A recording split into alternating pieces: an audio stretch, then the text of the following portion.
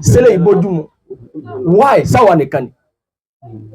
ni tẹ́bá ti ẹ̀fẹ́ ṣe bídíà náà ti ẹ̀jìn sí bídíà kékeré tá a lè fà yí jáde tí èsì tó ní kòtò tí ò ní ṣe tó ní àmọ́ tó ní kòtò wọ̀nyí máa lẹ pósítà mọ́lídì máa kóyàwó ìyàwó jọ yìí ẹjẹ́ àrí sèṣì ọ̀bẹ́sìn mọ̀ àná ọlọ́run ní fi wálẹ̀ ọlọ́run mọ́sà mójútó wa náà. ṣé èèyàn lè lo àwọn irú àwọn àbọ̀ àjọ tí mo fún wa ní àwọn tíra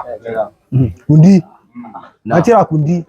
àwọn àtìmí tí wọ́n mú sílé ìwé ṣe bídíà lórí àbá kọ́tọ̀ láfíríkà ó lágbára. ṣé ẹ ń béèrè ní bàjẹ́ ti béèrè kọ́tọ̀ áfíríkà lágbára. ṣe rí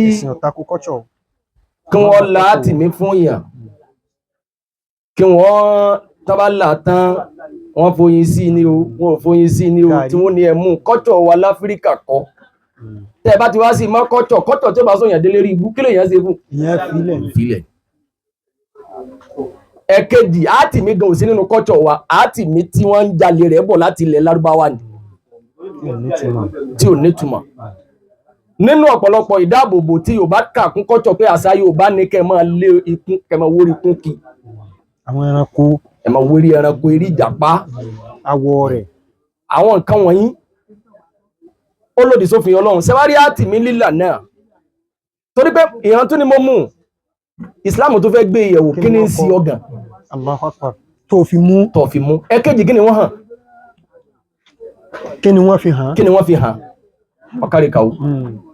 torí pé Atimi ọ̀pọ̀lọpọ̀ okò àlìjànú ìdorúkọ Allahu ẹ̀rì wọ́n máa kí Muhammadu gbọ́nú wọ́n sí Muhammadu lẹ́mbí wọ́n pàdé níbi ọ̀dọ̀ Allahu wọ́n sí Allahu lẹ́mbí wọ́n pàdé numo tó lójú yákàsàfà yá ìlú yára òkàkà yá ìlú èèyàn gan fún rẹ̀ nìyẹn yìí fáìtì àwọn jínù sínú gbèsè ayé rẹ̀ níjọ́ tẹ́yìn tí ń gbó kọ́ Ọlọ́run tó lálàáfíà yára òkà yá ìlú mẹ́nu ẹ̀ yákàsàfà yá ìlú mẹ́nu ẹ̀ sẹ́ni gbogbo àwọn orúkọ wọ̀nyí tí wọ́n hàn mú àbí tí wọ́n ní kí ọ̀pọ̀lọpọ̀ máa mú yìí èyàn ní bá dáadáa bọ̀ ń bẹ̀.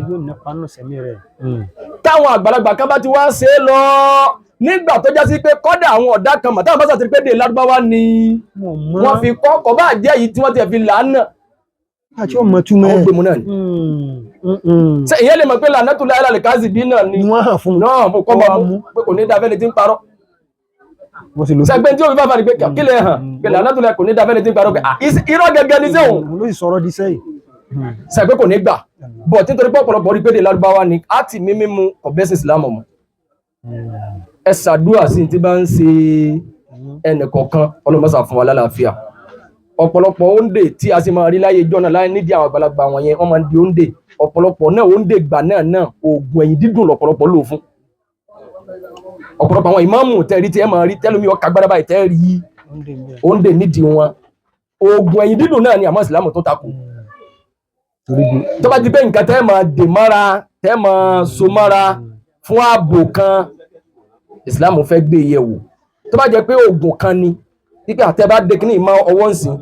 yóò oògùn rheumatism ni oògùn arthritis ni tẹ́ bá ti dé mára tẹ́ ẹ̀ pé lódodo ni wọ́n ṣe tẹ́jú bá rẹ̀ wọ́n tráyè wọ́n dẹ̀ rí pé ọ̀dà ǹjẹ́ immediately tẹ́ bá ti lò náà ni ó dẹ̀ ṣiṣẹ́ àmọ́ àti pé yóò máa wà lọ́wọ́ yín ní gbogbo ìgbà yóò máa wà nídìí yín ní gbogbo ìgbà. wọ́n á sábúrú ẹ̀ lè máa fi wẹ̀ ẹ̀ lè máa fi ṣe kinní kan. Islam tako. Allahu Akbar. Tọ́ ṣé ó kílẹ̀ sí wa. ẹ̀rọ kan ní ó bá tún ní béèrè. ẹni tó bá ní Atimi ẹ lọ dànù àná Ọlọ́run ní fi wálẹ̀.